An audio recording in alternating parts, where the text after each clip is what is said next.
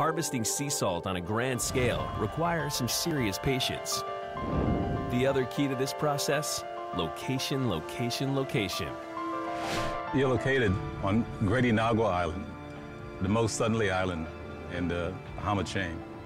Great Inagua is approximately 500 miles southeast of Miami, Florida. At Modern Bahamas Limited, we have a unique partnership with nature.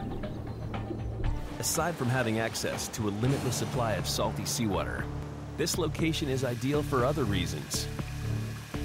The requirements are high incidence of solar energy, as you can see. We're out here in the sun. A steady but not strong wind, low rainfall, high evaporation, large land area that is suited for solar salt production. 30,000 acres of Inagua is devoted to the solar salt operation. Each year, hundreds of millions of gallons of seawater are pumped into these primary reservoirs. Shallow basins where the water will sit exposed to wind and the sun's rays. As the water slowly evaporates, the result is a concentrated brine that's drawn into secondary reservoirs and eventually into the final concentration ponds. Each stage becomes a mini ecosystem based on the increasing level of salt. In our primary reservoirs, millions of microorganisms flow in with the ocean water. Also coming in is millions of fish eggs and other marine animal eggs. These ponds are just teeming with wildlife and a biodiversity of life.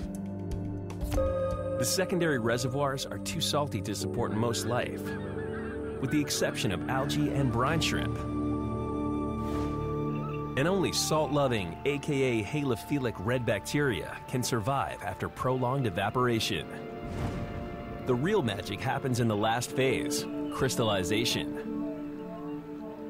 It gets to a point where the sodium chloride in that solution cannot be held in solution any longer, so it crystallizes into a solid.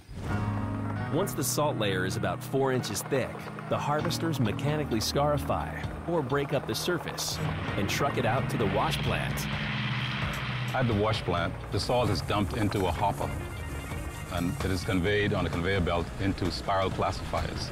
These are washing tubs where the sediments from the crystallizers, like dirt or sand, is washed out of the product.